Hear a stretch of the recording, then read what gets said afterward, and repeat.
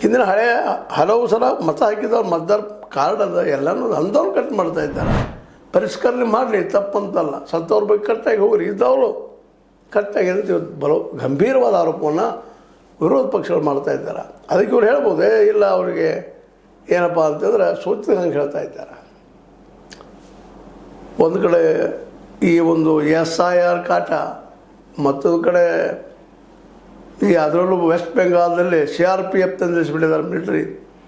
ಒಂದು ಸ್ಕೂಟರ್ ಮೇಲೆ ಅಥವಾ ಮತ್ತೊಂದು ಮೇಲೆ ಇಬ್ಬರು ಹೋಗಿಲ್ಲ, ಒಬ್ಬರು ಹೋಗುವಂಥದ್ದು ಮಾಡಿದ್ದಾರೆ. ಏನಿಲ್ಲ, ಸುಪ್ರೀಂ ಕೋರ್ಟ್ಗೆ ಹೋದರು ಅಥವಾ ಅಲ್ಲಿ ಹೈಕೋರ್ಟ್ಗೆ ಹೋದ್ರೆ ಅಲ್ಲಿ ಹೈಕೋರ್ಟ್ ಡೈರೆಕ್ಷನ್ ಮಾಡುವಂಥ ಪ್ರಸಂಗ.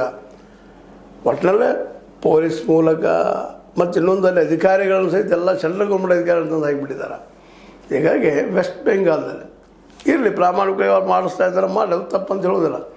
ಬಟ್ SIR ಮೇಲೆ ಇರುತ್ತಂಥ ಘನಘೋರ ಆರೋಪ ಏನಪ್ಪ ಅಂದ್ರೆ 6.5 ಕೋಟಿ ಜನಸಂಖ್ಯೆ ಮತ ಹಾಕೋದ್ರಿಂದ ತಪ್ಪಿಸ್ಕೊಳ್ತಾ ಇದ್ದಾರೆ. ಅಂದ್ರೆ ಹೆಚ್ಚು ಕಡಿಮೆ ಈ ದೇಶದ 4-5% ಜನರಿಗೆ ಮತ ಕಟ್ಟಾಗಲಿಕ್ಕೆ ಆಗ್ತದೆ.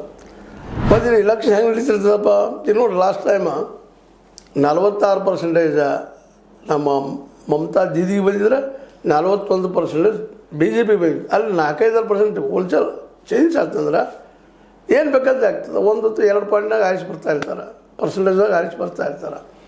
ಹೀಗಾಗಿ ಇದ್ರ ಬಗ್ಗೆ ನಂಬಿಕೆ ಹೋಗ್ಯದ. ಅದಕ್ಕಾಗಿ ಇಲ್ಲಿ ಕರ್ನಾಟಕದಲ್ಲೂ ಈಗಾಗಲೇ ಭಯ ಶುರುವಾಗ್ಯದ. ಅದರಲ್ಲೂ ಮುಖ್ಯವಾಗಿ ಈ SIR ವಿರೋಧ ಮಾಡಿ SIR ವಿರೋಧಿ ಜಾತ್ಯತೀತ ಪಕ್ಷಗಳು ಮತ್ತು ಜನಪರ